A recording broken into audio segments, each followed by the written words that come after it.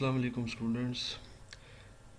C plus plus basics and intermediate level के सिलसिले का ये 18वां लेक्चर है और इसके अंदर हम नेस्टेड लूप के बारे में एक तो जानेंगे कि नेस्टेड लूप क्या होता है।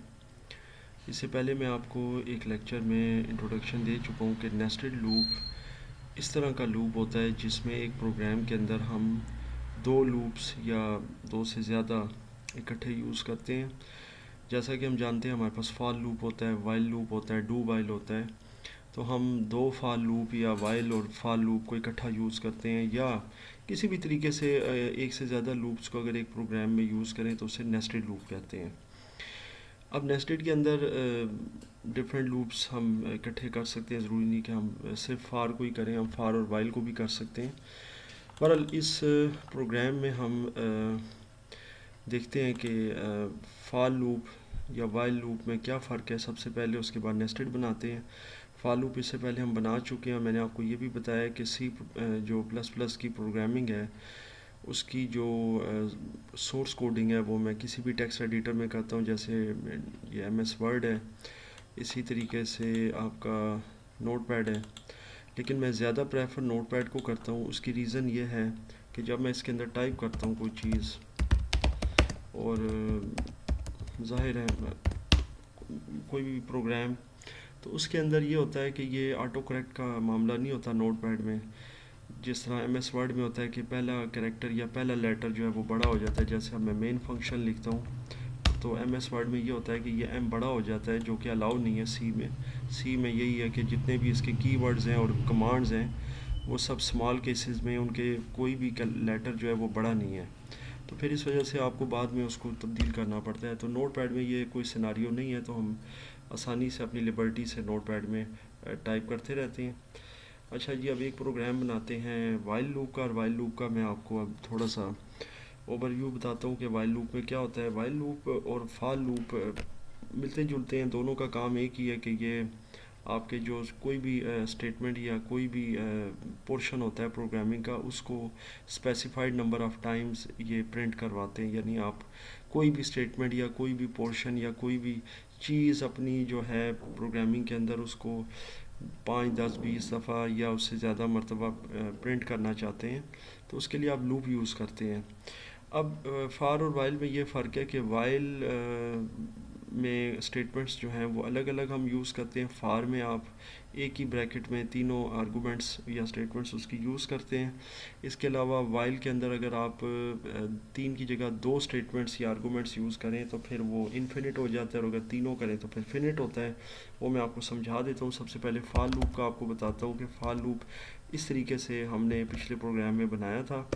फार में पहले ही जो आर्गूमेंट या स्टेटमेंट होती है उसमें स्टेप वैल्यू होती है कि ए की वैल्यू 1 है। इससे पहले हम इंटीजर को डिफ़ाइन कर देते हैं। यहाँ पर ये एक इंटीजर डिफ़ाइन कर दिया जी। अब मैंने फार के अंदर दिया पहला आर्गूमेंट कि ए की वैल्यू है 1। दूसरी इसमें कंडीशन होती है ए इज़ लेस देन और equal to 8 which is true. Condition true होगी तो ये चलेगा। और तीसरी इंक्रीमेंट होती है प्लस प्लस, जो कि उसको फिर आगे नंबर ऑफ़ आइटरेशन स्टेप्स तक लेके जाती है। जैसे 1+1 2, फिर 2+1 3, फिर 3+1 4 एंड सो ऑन। तो ये होता है जी आपका फार लूप का मतलब सिनारियो और उसका सिंटैक्स।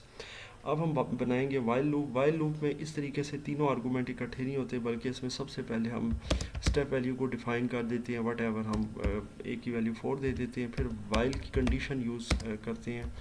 और वाइल के ब्रैकेट के अंदर हम जो कंडीशन देते हैं वो अगर ट्रू होगी तो ज़ाहिर है वाइल चलेगा। इन दिस केस मैं वाइल के अंदर कंडीशन फॉल्स कर देता हूँ। A is equal to 9, equal का ये निशान है। This is comparison operator. दो इक्वल होते हैं जिसका मतलब होता है ए इज़ इक्वल टू 9। अच्छा जी, इसके बाद थर्ड स्टेटमेंट आती है इफ़ रिक्वायर्ड। अगर आप इन्फिनिट बनाना चाह रहे हैं फिर बेशक ना लगाएं।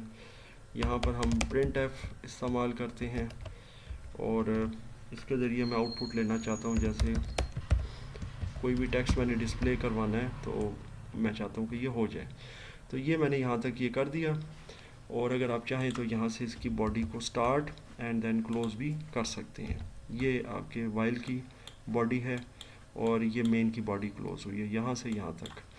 तो अब मैं इसको कॉपी करके पेस्ट कर देता हूँ कंपाइलर में और फिर वहाँ पर जाकर रन करते हैं। New file, paste, F9 to compile, और उसके बाद यहाँ पर कोई भी नाम इसको दे दें, जैसे कि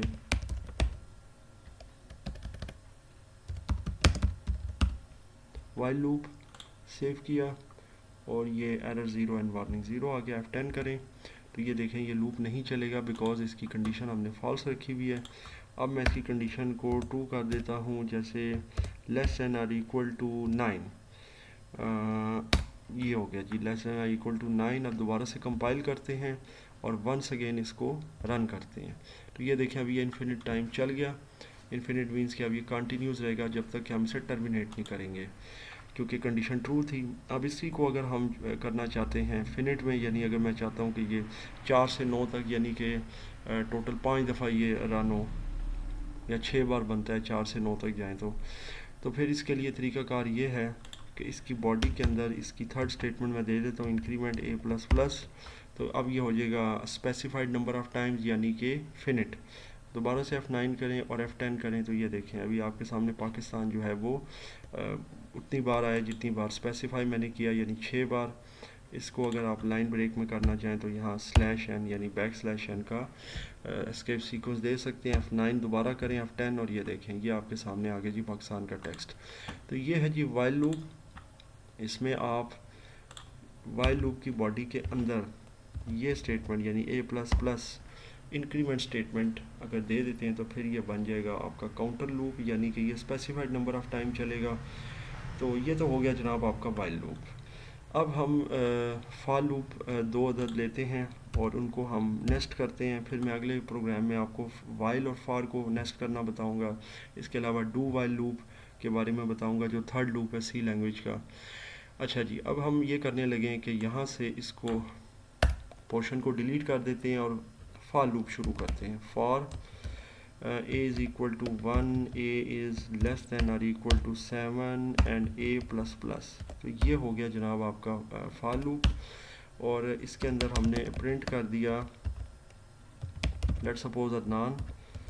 और इसके बाद आप देख सकते हैं कि a का तो ये जो लूप था ये मैंने स्पेसिफाई कर दिया है।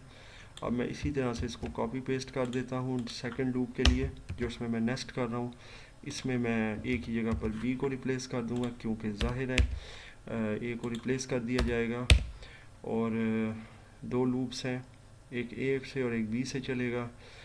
तो ये 2 लूप साइमल्टेनियसली मैंने बनाए हैं, और एक में अदनान है और एक में मैं अहमद लिख देता हूँ। इसको कॉपी किया और कंपाइलर में जाकर मैं इसको पेस्ट कर देता हूँ। यहाँ पर मैं F9 करता हूँ जी।